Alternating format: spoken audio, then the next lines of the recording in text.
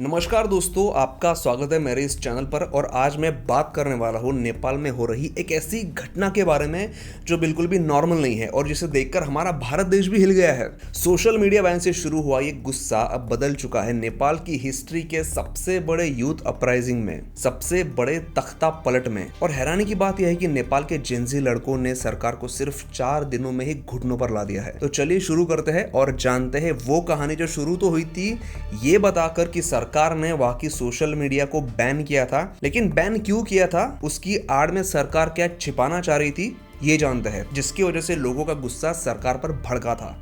4 सितंबर 2025 को नेपाल की गवर्नमेंट ने अचानक 26 बड़े सोशल मीडिया प्लेटफॉर्म्स को बैन कर दिया, जिसमें फेसबुक था, यूट्यूब था, इंस्टाग्राम था, व्हाट्सएप था, ट्विटर था, लिंक्डइन था और भी कोई ऐप थे। और रीजन ये दिया गया था कि इन कंपनियों ने ministry of communication and information technology में रजिस्टर करने की जो लास्ट तारीख थी, जो डेडलाइन थी, वो मिस कर दी। अब देखिए, 3 करोड़ की पॉपुलेशन वाले नेपाल में करीब 90% लोग इंटरनेट इस्तेमाल करते हैं और उनके लिए सोशल मीडिया सिर्फ कोई टाइम पास का हिस्सा नहीं है, बल्कि वो डेली लाइफ का हिस्सा है। हम सबके लिए भी है। तो आप भी सोचिए कि आप एक दिन सुबह उठते हो और आपको पता चलता है कि आपके सारे सोशल मीडिया एप्स ने काम करना बंद कर दिया है, तो आपको कैसा शॉक लगेगा। बिल्कुल ऐसा ही शॉक लगा था लाखों नेपाली यूथ को। मैं यूथ खासकर इसीलिए बोल रहा हूँ क्योंकि आजकल के यूथ की जो जिंदगी है वो सोशल मीडिया के बिना कुछ नहीं है। और खासकर जेनजीज 1996 से 2012 के बीच जो बच्चे पैदा हुए, वो वाली जनरेशन जो नेपाल के पॉपुलेशन का बहुत बड़ा हिस्सा है और इनका बचपन किताबों और खेल के मैदान से ज्यादा यूट्यूब, फेसबुक ऐसी सोशल साइट्स पे बीता है। अब इनके लिए ये प्लेटफॉर्म सिर्फ एंटरटेनमेंट नहीं है बल्कि लाइफलाइन है। फिर एजुकेशन के लिए हो, ऑनलाइन लेक्चर्स हो, बिजनेस के लिए हो, या फिर फैमिली मेंबर्स जो बाकी के देशों में काम करने के लिए गए हैं उनसे बात करने का, जुड़ने का तरीका हो, सब कुछ इन्हीं एप्स के जरिए इनका काम हो रहा था। और इसी वजह से जब सोशल मीडिया बैन हुआ तो लोग रास्ते पर उतरे। सरकार को ये आफत इसीलिए झेलनी पड़ी। और इसमें एक बात ये हुई कि लोग जो सड़कों पर उतरे थे ना, उसके पीछे था टिकटॉक, क्योंकि टिकटॉक ने अपना रजिस्ट्रेशन करवा लिया था। तो नेपाल सरकार के पास टिकटॉक को बैन करने का कोई जायज रीजन नहीं था, तो इसलिए टिकटॉक वहां पे शुरू था। और टिकटॉक के जरिए फिर लोग एक दूसरे से जुड़े, मैसेज फॉरवर्ड किए गए, लोग इकट्ठा होना शुरू हुए और ऑर्गेनाइज्ड तरीके से लोगों ने प्रोटेस्ट शुरू किया। और इस प्रोटेस्ट के स्टार्टिंग में कुछ उन्होंने रूल्स भी बनाए थे कि कोई पॉलिटिकल पार्टी का फ्लैग नहीं लहराएगा, कोई पॉलिटिशियन स्टेज पर नहीं चढ़ेगा और सबको स्कूल यूनिफॉर्म पहनकर आना होगा, ताकि ये साफ दिख जाए कि ये मूवमेंट किसी पॉलिटिकल पावर के प्रेशर में नहीं है, ये मूवमेंट सिर्फ यूथ लोगों की है। लेकिन फिर क्या इतनी मेहनत, इतना गुस्सा सिर्फ सोशल मीडिया को बैन करने की वजह से हुआ था? क्या वहां के जेनजी लोग इतने बेवकूफ है? बिल्कुल नहीं। वहां के जो जेनजीज थे, वहां का जो यूथ था, वो रास्ते पर इसीलिए उतरा था क्योंकि इसके पीछे एक बहुत बड़ा रीजन था। नेपाल कई दशकों से भारी करप्शन से जूझ रहा था। यहाँ आम आदमी साल भर मेहनत करके सिर्फ करीब 1 से 1.5 लाख कमाता है साल भर में, और मैं ये इंडिया के करेंसी के कंपैरिजन में बता रहा हूँ। और दूसरी तरफ पॉलिटिशियन के बच्चे जो है वो सोशल मीडिया पर अपनी लग्जरी लाइफस्टाइल शो ऑफ कर रहे थे। Expensive cars, foreign vacations, designer clothes और डिजाइनर बैग्स भी, जिनकी एक बैग्स की कीमत 2-2, 3-3 लाख थी।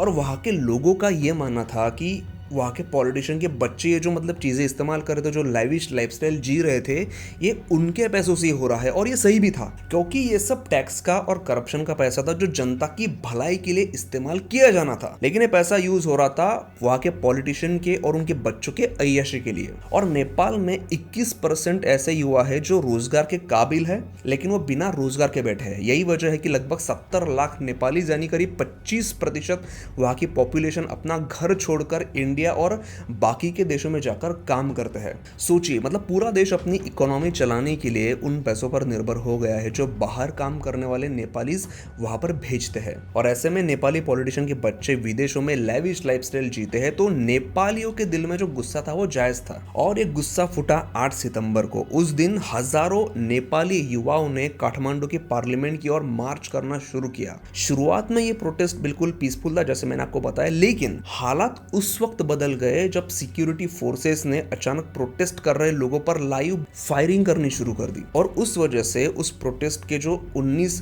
यंग बच्चे थे उन्होंने अपनी जान गंवा दी और सैकड़ों लोग जख्मी हो गए। सड़कों पर खून से लथपथ बच्चे पड़े थे और हॉस्पिटल के बाहर कतारों में पड़े घायल लोग थे। वो नजारा मतलब दिल दहला देने वाला था और सरकार की यही हिंसा उन पर उल्टी पड़ गई। केपी शर्मा ओली की गवर्नमेंट, जिसने सोचा था कि प्रोटेस्टर्स को डरा कर धमका कर उनको कंट्रोल कर लेंगे, अचानक पूरे देश के युवाओं के रडार पर वो आ गए। 9 सितंबर तक हालात इतने बिगड़ गए कि प्रोटेस्टर्स ने पार्लियामेंट भवन, गवर्नमेंट ऑफिसेस, यहाँ तक कि कई पॉलिटिशियंस के घरों को भी जला दिया। इंटरनेशनल एयरपोर्ट को भी बंद करना पड़ा क्योंकि अफरा तफरी इतनी ज्यादा मची थी। नेपाल के इतिहास में ये पहली बार हो रहा था कि सिर्फ 4 दिन के अंदर किसी प्राइम मिनिस्टर को अपना रेजिग्नेशन देना पड़ा। कई मिनिस्टर्स पहले ही इस्तीफा दे चुके थे। जिस सरकार ने सोचा था कि सोशल मीडिया बैन करने से वहां के लोगों की आवाज दबाई जाएगी, वही सरकार 4 दिन में ढह गई। नेपाल का यूथ अपनी स्ट्रगल और बेरोजगारी से जूझ रहा था, लेकिन उसी वक्त सोशल मीडिया पर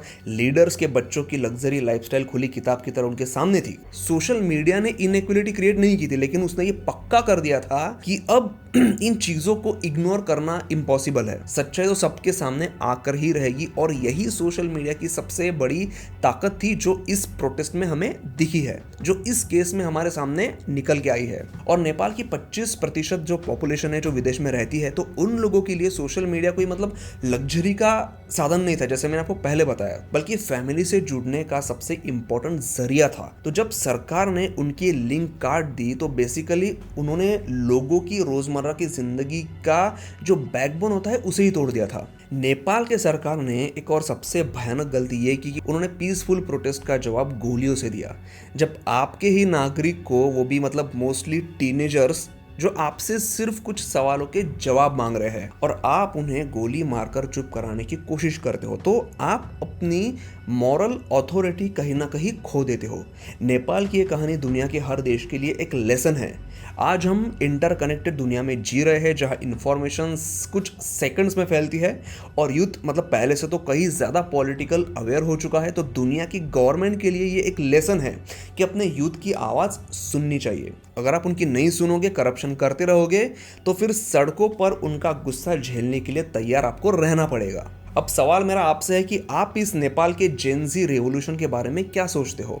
क्या सरकार का सोशल मीडिया बैन करना सही कदम था? और अगर नहीं तो क्यों नहीं? नीचे कमेंट सेक्शन आपके लिए खुला है, तो प्लीज कमेंट करके जरूर बताइए। और अगर आपको ये एनालिसिस इंटरेस्टिंग लगा हो और अगर आप ऐसी ही और वीडियोस देखना चाहते हो तो वीडियो को लाइक तो जरूर करिए और चैनल को सब्सक्राइब जरूर करें। वीडियो देखने के लिए बहुत बहुत धन्यवाद।